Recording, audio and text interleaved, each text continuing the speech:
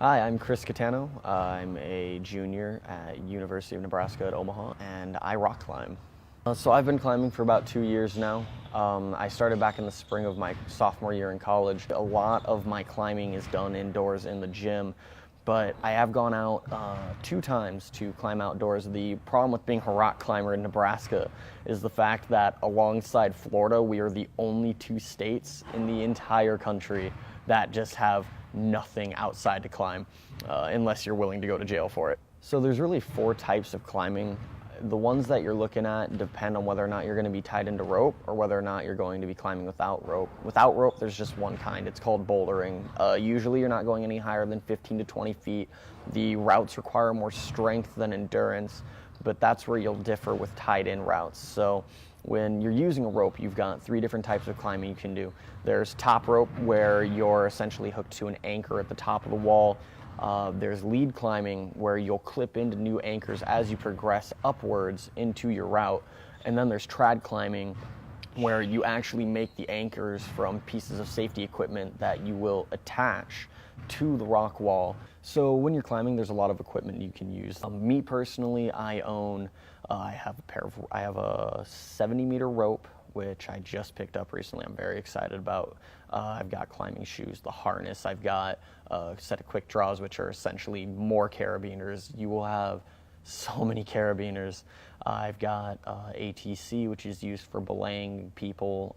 That was that counterweight we talked about while people were top roping.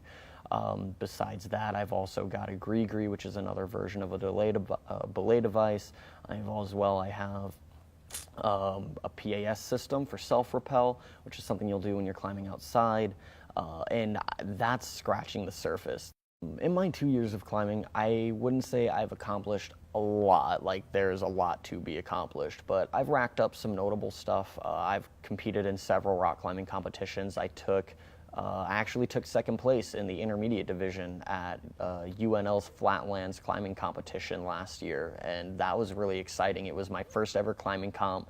Besides that, I've just recently started route setting, which is really exciting for me because, for 2 years now, I've really enjoyed climbing other people's routes, and I've really enjoyed improving myself as a climber, but now it's my chance to really give back to the community and start setting up routes that I want to see for things I want to work on, or for things that I see other people struggling with. And it's cool because now I can have a hand in helping some new climber develop their ability to climb crimp routes or work on their technical foot techniques. And the cool thing about climbing is the fact that you can kind of route setting is the fact that you can make climbers do those moves. You can generate routes that force a specific move to help climbers practice doing it. Basically, I recommend everybody gives rock climbing a try once. Some people kind of look at it like, oh, that would be neat, and they'll go in, they'll do it for a half an hour, and then they never come back. But for the people that stick with it, it's really a hobby that can become consuming and addicting and so much fun. So